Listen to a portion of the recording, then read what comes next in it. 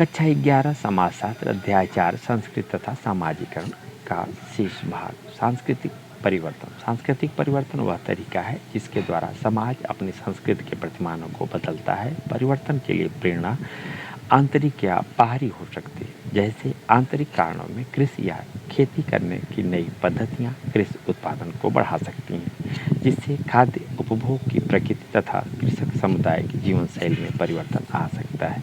दूसरी तरफ बाहरी हस्तक्षेप जीत या उपनिवेशीकरण के रूप में हो सकते हैं, जिससे एक समाज के सांस्कृतिक आचरण तथा व्यवहार में गहरे परिवर्तन हो सकते हैं। प्राकृतिक पर्यावरण में परिवर्तन अन्य संस्कृतियों से संपर्क या अनुकूलन की प्रक्रियाओं द्वारा सांस्कृतिक परिवर्तन हो सकते हैं। प्राकृतिक वातावरण या पारिस्थितिकी में परिवर्तन से लोगों की जीवन शैली में महत्वपूर्ण परिवर्तन हो सकते हैं।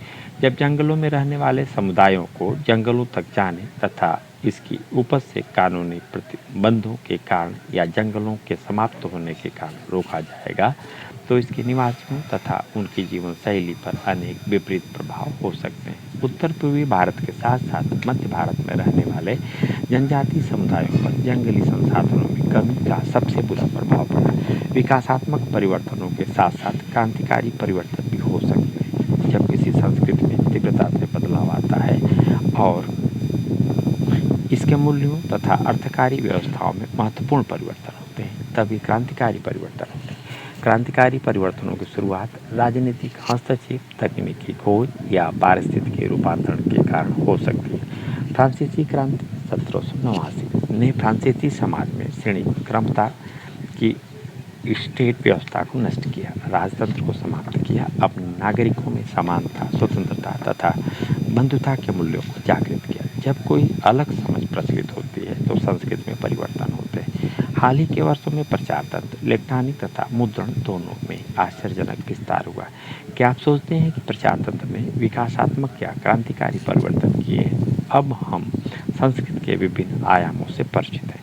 व्यक्ति तथा समाज के बीच की पारंपरिक क्रिया, जिससे हमने अध्याय 1 में शुरुआत की थी, के बिंदु पर वापस आने के लिए हम सब सामाजिकरण की संकल्पना की ओर चलते हैं।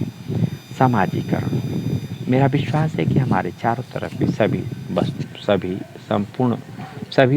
संपूर्ण जीवन में शामिल हैं। पौधे, पशु, अतिथि, पर्व, उत्सव, लड़ाइयाँ, मित्रता, साहचर्य, भेदभाव, घृणा, ये सभी तथा इससे ज़्यादा वस्तुएं एक ही स्थान मेरे घर में उपलब्ध थी। यद्यपि तब कभी कभी जीवन जटिल दिखाई देता था, मैं अब समझती हूँ कि यह कितना उत्कृष्ट था। मैं ऐसे बचपन की आभारी हूँ शायद कि मैंने कभी भी किसी पीड़ित व्यक्ति को देखा। मैं महसूस करती हूँ मैं इस सब की संपूर्णता को समझ सकती हूँ। जन्म के समय बच्चा, जिसे हम समाज कहते हैं या सामाजिक व्यवहार, उसके बारे में कुछ भी नहीं जानता है, परंतु जैसे जैसे बच्चा बड़ा होता है वह केवल भौतिक संसार के बारे में ही नहीं सीखता, अपितु अच्छे या बुरे लड़की से क्या तात्पर्य यह भी सीखता है। वह जानता है कि किस प्रकार के व्यवहार की प्रशंसा होगी तथा किस प्रकार के व्यवहार को अनुमति नहीं मिलेगी। सामाजिकरण को उस प्रक्रिया के रूप में परिभाषित किया जा सकता है जिसके द्वारा असहाय शिशु धीरे धीरे स्वयं जानकारी प्राप्त करता है। वह आत्म जागरूक बनता है, जो संस्कृति के तरीकों के बारे में भली भांति जानता है जिसमें वह जन्म लेता है। वास्तव में सामाजिकरण के बिना एक व्यक्ति मानव की तरह व्यवहार नहीं कर सकता। आप में से अधिकतर ने मिदनापुर के भेड़िए के बच्चे की कहानी सुनी होगी। सन 1920 में बंगाल में भेड़िए की गुफा में 2 वर्ष की 2 बच्चियां पाई गई थी। वे पशुओं की तरह चारों पैरों पर चलती थी, कच्चा मांस खाना पसंद करती थी, भेड़ियों की तरह चिल्लाती थी तथा कोई भी भाषा नहीं जानती थी। ऐसी घटनाओं के बारे में जानकारियाँ विश्व के अन्य भागों से भी प्राप्त हुई हैं। हम अब तक सामाजिकरण तथा नवजात शिशु के बारे में बातें कर रहे थे, परंतु बच्चे का जन्म उनके जीवन को भी बदल देता है, जो उसके पालन पोषण के लिए उत्तरदायी है। वे भी नए नए अनुभवों को सीखते हैं। दादा दादी तथा माता पिता बनने पर नए नए क्रियाकलापों तथा अनुभवों से गुजरना होता है। बुजुर्ग व्यक्ति दादा दादी बनकर भी माता पिता ही रहते हैं। वास्तव में संबंधों को आगे बढ़ाने वाला संबंधों का यह समुच्चय विभिन्न पीढ़ियों को आपस में जोड़ता है। इसी तरह से युवा बच्चे का जीवन सहोदर भाई या बहन के जन्म से बदल जाता है। सामाजिकरण जीवन पर्यंत चलने वाली प्रक्रिया है, लेकिन अत्यधिक महत्वपूर्ण प्रक्रिया आरंभिक वर्षों में घटित होती है, जिसे प्रारंभिक समाजीकरण कहा जाता है। द्वितीयक समाजीकरण एक व्यक्ति के जीवन पर्यंत चलने वाली प्रक्रिया है। हालांकि समाजीकरण का प्रत्येक व्यक्ति पर काफ़ी प्रभाव पड़ता है, परंतु यह सांस्कृतिक कार्यक्रम की तरह से नहीं है, जिसमें शिशु अपने संपर्क में आने वाले लोगों के प्रभाव को बिना किसी विरोध के ग्रहण करता है। नवजात शिशु अपनी इच्छा व्यक्त कर सकता है। जब भूख लगेगी तो वह चिल्लाएगा तथा तब तक चिल्लाता रहेगा जब तक उसकी देखभाल करने वाला कोई प्रतिक्रिया व्यक्त नहीं करती। आपने देखा होगा कि शिशु के जन्म से परिवार की सामान्य दैनिक क्रियाएं किस प्रकार पूर्ण रूप से पुनः व्यवस्थित हो जाती हैं। आपको पहले ही परिस्थिति, भूमिका, सामाजिक नियंत्रण, समूह तथा सामाजिक स्तरीकरण की संकल्पनाओं से अवगत कराया जा चुका है। आप यह भी जान चुके हैं कि संस्कृति, मानक तथा मूल्य क्या है। इन सभी संकल्पनाओं से यह जानने में सहायता मिलती है कि सामाजिकरण की प्रक्रिया कैसे चलती है। प्रथम दृष्टि में एक बच्चा परिवार का सदस्य होता है, परंतु वह एक बड़े नातेदार समूह, बिरादरी, खानदान, पुत्र आदि का भी सदस्य होता है, जिसमें भाई बहन तथा माता पिता के अन्य संबंधी होते हैं। जिस परिवार में बच्चा जन्म लेता है वह मूल या विस्तृत परिवार हो सकता है। यह एक बड़े समाज जैसे कि एक जनजाति या उपजाति, गोत्र या एक बिरादरी, एक धर्म और भाषाई समूह का सदस्य भी हो सकता है। इन समूहों तथा संस्थाओं की सदस्यता प्रत्येक सदस्य पर कुछ विशेष व्यवहारिक मानक तथा मूल्य लागू करती हैं। इन सदस्यताओं के अनुसार कुछ भूमिकाएं भी निभानी होती हैं, जैसे कि एक पुत्र की, एक पुत्री की, एक पौत्र की या एक विद्यार्थी की।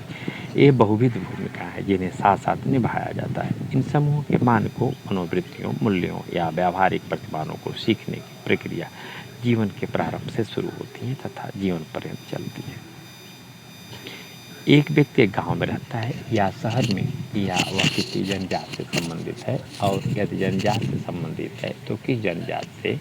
इन सब के अनुसार एक समाज में विभिन्न जातियों, क्षेत्रों या सामाजिक वर्गों या धार्मिक समूहों से संबंधित विभिन्न परिवारों में मानदंड तथा मूल्य अलग अलग हो सकते हैं। वास्तव में एक व्यक्ति जो भाषा बोलता है वह उस क्षेत्र पर आधारित होती है जिससे वह संबंध रखता है। वह भाषा के मौखिक रूप से नज़दीक है या मानक लिखित रूप से। यह परिवार तथा परिवार की सामाजिक, आर्थिक एवं सांस्कृतिक पृष्ठभूमि पर निर्भर करता है। सामाजिकरण के अभिकरण। बच्चे का सामाजिकरण उन अनेक अभिकरणों तथा संस्थाओं द्वारा किया जाता है जिसमें वह भाग लेता है, जैसे परिवार, स्कूल, समकक्ष समूह, अड़ोस पड़ोस, व्यावसायिक समूह और सामाजिक वर्ग, जाति, क्षेत्र, धर्म आदि क्रियाकलाप। ये बातें बताएं जिनमें एक घरेलू नौकर का बच्चा अपने आप को उस बच्चे से अलग समझे जिसके परिवार में उसकी माँ काम करती है। साथ ही उन वस्तुओं के बारे में भी बताएं जिन्हें वह आपस में बांट सकते हैं या बदल सकते हैं। प्रारंभ करने के लिए स्पष्ट है कि किसी के पास कपड़ों की खरीदारी है तो अधिक धन होगा, और दूसरा हो सकता है कि चूड़ियाँ ज़्यादा पहने। हो सकता है कि एक ही सीरियल देखते हों, एक ही तरह की फिल्में, गानों को सुनते हों। हो सकता है कि वे एक दूसरे के लिए अलग अलग प्रकार की अशिष्ट भाषा का प्रयोग करते हों।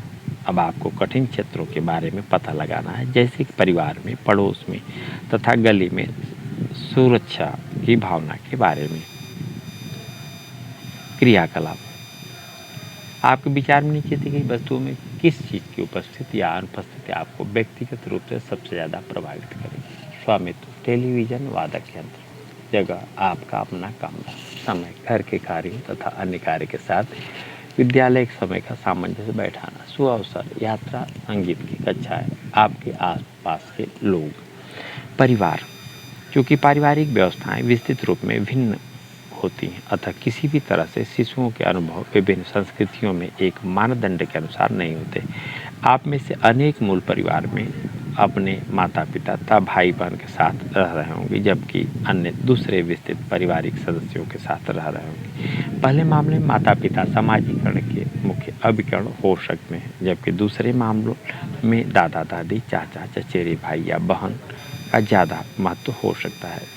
एक समाज की समग्र संस्थाओं में परिवार की स्थिति अलग अलग होती है। सबसे अधिक पारंपरिक समाजों में जिस प्रकार में व्यक्ति जन्म लेता है वही उस व्यक्ति के पूरे जीवन की व्यक्तिगत सामाजिक स्थिति को निर्धारित करता है। यद्यपि जब इस प्रकार से जन्म पर सामाजिक स्थिति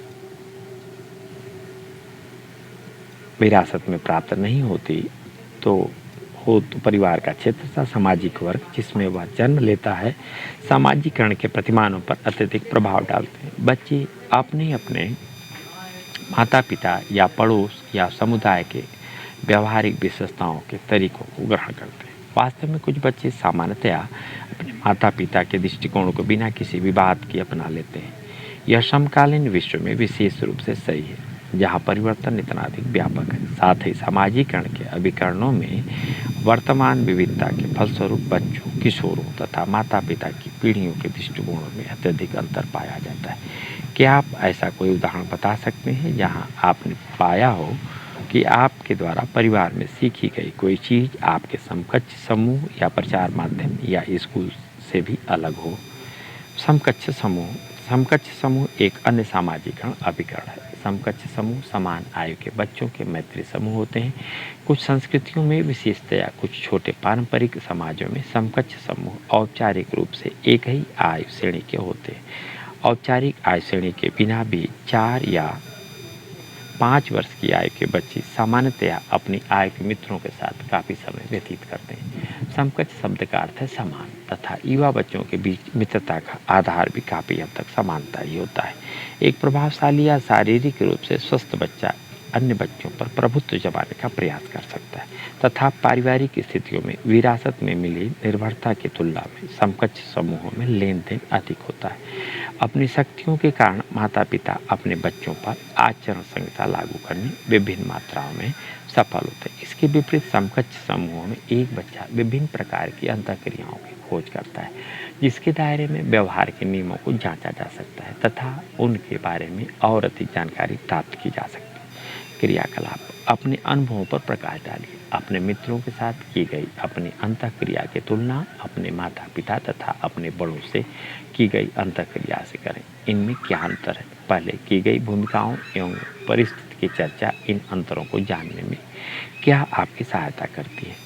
प्राय समकक्ष संबंध व्यक्ति के लिए जीवन पर्यंत महत्वपूर्ण रहते हैं। समान आयु के लोगों के अनौपचारिक समूह काम की जगह पर तथा अन्य संदर्भों में व्यक्ति की मनोवृत्तियां तथा व्यवहार को निर्धारित करने में प्रायः महत्वपूर्ण भूमिका निभाते हैं। विद्यालय एक औपचारिक संगठन। यहाँ पढ़ाए जाने वाले विषयों की एक निश्चित पाठ्यचर्या होती है तथा स्कूल भी एक हद तक सामाजिकरण के अभिकरण होते हैं। कुछ समाजशास्त्रियों के अनुसार औपचारिक पाठ्यक्रम के साथ साथ बच्चों को सिखाने के लिए कुछ अप्रत्यक्ष पाठ्यक्रम भी होता है। भारत तथा दक्षिण अफ्रीका में कुछ ऐसे स्कूल हैं जहाँ लड़कों ने कभी कभार परंतु लड़कियों से हमेशा अपने कमरे साफ करने की आशा की जाती है। लड़कियों से कुछ स्कूलों में इसके समाधान के लिए प्रयास किए जाते हैं जिसके तहत लड़कों तथा लड़कियों से ऐसे काम करने को कहा जाता है जिनके बारे में सामान्यतया उनसे आशा नहीं की जाती। क्या आप ऐसा उदाहरणों पर विचार कर सकते हैं जो दोनों प्रकार की प्रवृत्तियों पर प्रकाश डालते हो? जन माध्यम हमारे दैनिक जीवन का एक अनिवार्य हिस्सा बन चुके हैं। आज इलेक्ट्रॉनिक माध्यम जैसे दूरदर्शन का विस्तार हो रहा है। मुद्रण माध्यम का महत्व भी लगातार बना हुआ है। भारत में 19वीं शताब्दी में मुद्रित माध्यम के आरंभिक वर्षों में भी अनेक भाषाओं में आचरण पुस्तकें काफ़ी लोकप्रिय थी जिनमें यह बताया जाता था कि महिलाएं एक अच्छी गृहिणी तथा अच्छी पत्नी कैसे बन सकती हैं। जन माध्यमों के द्वारा सूचना ज़्यादा लोकतांत्रिक ढंग से पहुंचाई जा सकती है। इलेक्ट्रॉनिक संचार एक ऐसा माध्यम है जो ऐसे गांव में भी पहुंच सकता है जो न तो सड़कों द्वारा अन्य क्षेत्रों से जुड़े हैं और न ही वहां साक्षरता केंद्र स्थापित हैं। बच्चों तथा बड़ों पर दूरदर्शन के प्रभाव पर अत्यधिक अनुसंधान किए गए हैं। ब्रिटेन में हुए एक अध्ययन में पाया गया है कि बच्चों द्वारा आगे पहले क्रियाकलाप देख ले फिर हम आगे बढ़ते हैं। आप शायद जानना चाहेंगे कि लोग अपने आसपास के परिवेश के विपरीत परिवेशों में बने धारावाहिकों से खुद को कैसे जोड़ते हैं और यदि बच्चे अपने दादा दादी के साथ टेलीविज़न देख रहे हैं तो कौन से कार्यक्रम देखने योग्य है? क्या इस पर उनमें असहमति है? यदि ऐसा है तो उनके दृष्टिकोण में क्या अंतर पाया गया? क्या इन अंतरों में क्रमशः संशोधन होता है? फिर हम आगे देखते हैं। बच्चों द्वारा टेलीविज़न देखने पर व्यय किया गया समय एक साल में लगभग 100 स्कूली दिवसों के समान है तथा इसमें बड़े भी पीछे नहीं हैं। ऐसे मात्रात्मक पक्षों के अतिरिक्त ऐसे अनुसंधान कार्य जो अन्य परिणामों पर सामने आते हैं वह सदैव निर्णायक नहीं होते। टेलीविजन के पर्दे पर हिंसा तथा बच्चों के बीच आक्रामक व्यवहार का संबंध अभी भी चर्चा का विषय है। यदि कोई व्यक्ति लोगों पर जन माध्यमों के प्रभाव का पता नहीं लगा सकता, लेकिन प्रभाव की मात्रा, जानकारी और उसके क्षेत्र से दूरस्थ क्षेत्रों के अनुभव के बारे में पता लगाया जा सकता है। भारतीय दूरदर्शन के धारावाहिकों और फिल्मों के काफ़ी दर्शक नाइजीरिया, अफगानिस्तान तथा तिब्बत के प्रवासी महाभारत का अनुवाद करके ताशकंद में प्रसारित किया गया, परंतु इसे बिना अनुवाद किए लंदन में उन बच्चों द्वारा देखा गया जो केवल अंग्रेजी बोलते थे। अन्य सामाजिकरण अभिकरण दिए गए सामाजिकरण अभिकरणों के अतिरिक्त कुछ अन्य समूह या सामाजिक परिस्थितियां हैं जहां व्यक्ति अपने जीवन का काफ़ी समय व्यतीत करते हैं। सभी संस्कृतियों में कार्यस्थल एक ऐसा महत्वपूर्ण स्थान है जहां सामाजिकरण प्रक्रिया चलती है। यद्यपि ऐसा औद्योगिक समाजों, आप देख लें, आगे बढ़ने से पहले यह रिपोर्ट देखें और चर्चा करें कि जन माध्यम बच्चों पर कैसे प्रभाव डालते हैं।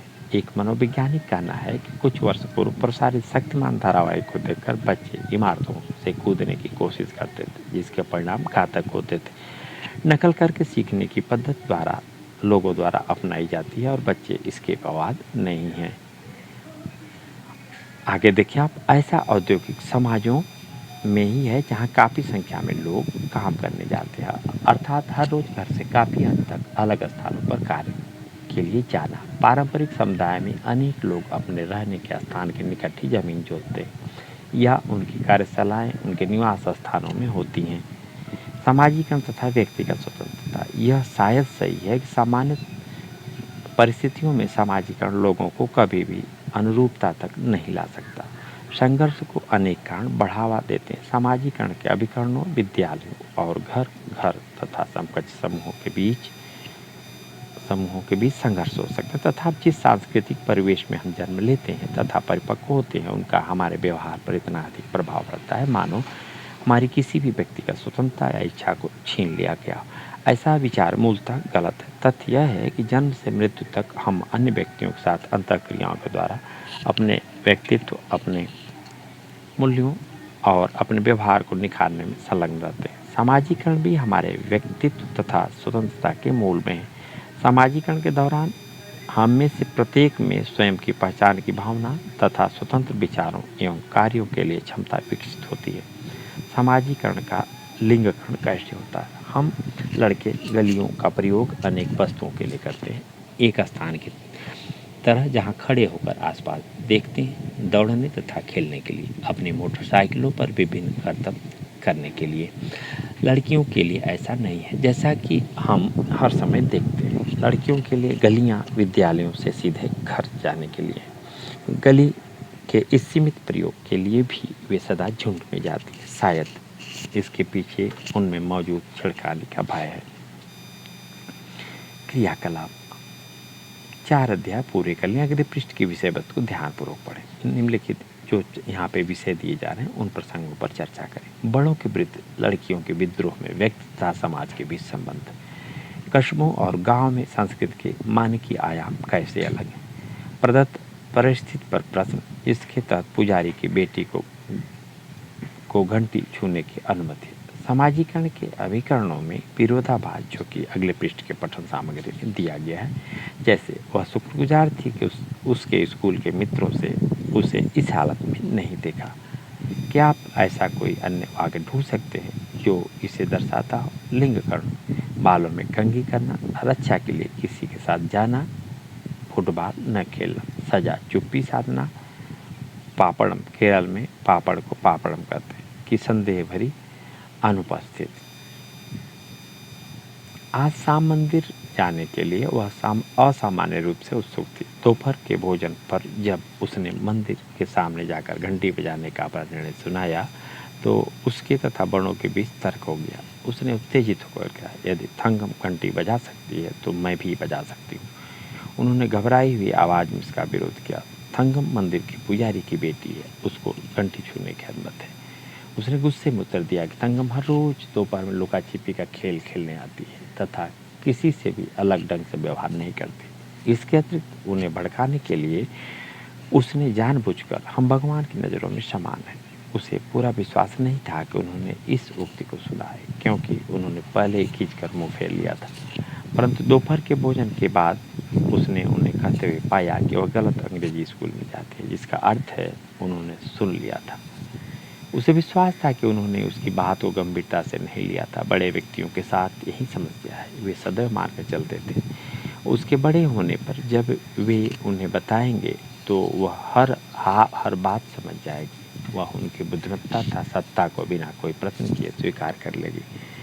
उनके विरुद्ध जाने की बात सपने में भी नहीं सोचेगी। अच्छा, इस बार वह उन्हें दिखा देगी। घर पर पुनः उसको बाल संवारने की तकलीफ दे स्थिति से गुजरना पड़ा। उसकी दादी ने उसके बालों में एक जार भरकर तेल डाला, प्रत्येक चमकती लटकी सीधा होने तक अलग अलग किया और इसे जोर से खींचकर उसके सर के ऊपर बांध दिया। वह शुक्रगुजार थी उसके स्कूल के मित्रों ने उसे इस हालत में नहीं देखा। वे यह क्यों नहीं समझते कि उसकी रक्षा के लिए किसी के साथ जाने से वह कितना उपहासजनक महसूस करती थी। उसने अपनी माता को बार बार याद दिलाया कि जब वे कस्बे में रहते थे तो वह रोज स्कूल अकेले जाती थी। उसने देखा कि मंदिर के बगल में बने प्रांगण में फुटबॉल का खेल पहले ही आरंभ हो चुका था। वह खिलाड़ियों को देखकर आनंदित होते थे। विशेषतया उसकी रुचि खेल की सक्रियता में थी तथा कर्कश आवाज में की गई टिप्पणियों में थी, जिन्हें केलू नैयर बहुत चिढ़ता था। वह जल्दी से भीड़ भाड़ वाले मंदिर पर आई, इससे पहले कि वह अपने निर्णय पर पश्चाताप करे या वापस जाए।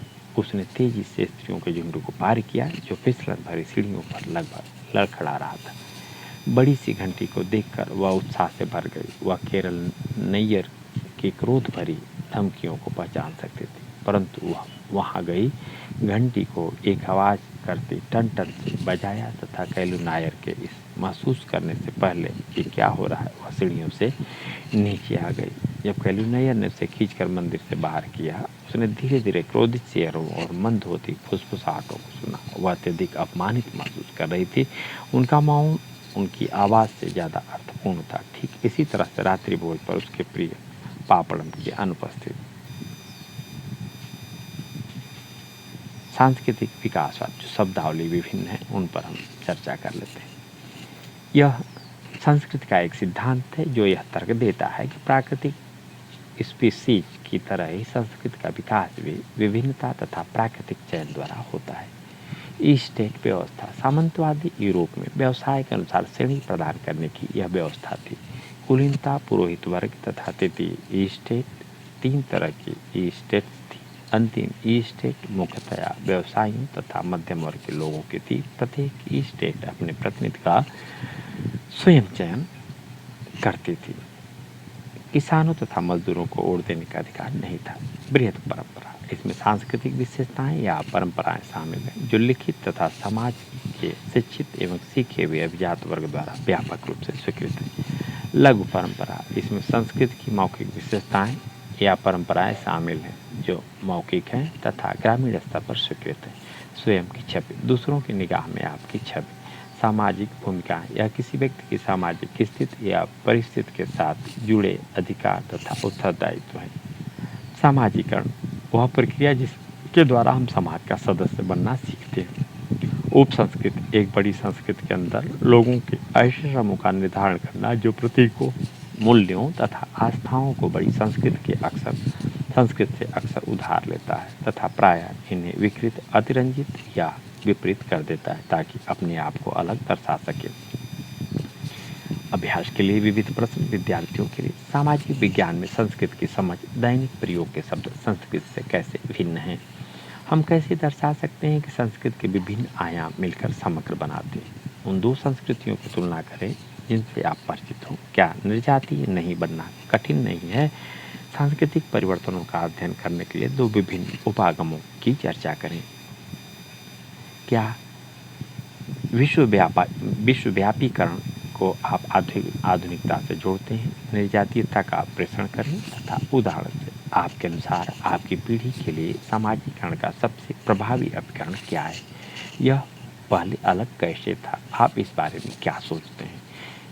संस्कृत तथा सामाजिकरण के संदर्भ में विस्तार से जानकारी प्राप्त करने के लिए इन संदर्भित ग्रंथों का भी आप विस्तार से अध्ययन कर सकते हैं। हम एनसीईआरटी के आभारी हैं, जहाँ से हमने इन तथ्यात्मक समस्त चीज़ों को लिया है, और आप देख लें। और ये संदर्भित ग्रंथ है। इसी के साथ संस्कृत तथा सामाजिकरण का यह चैप्टर पूर्ण होता है।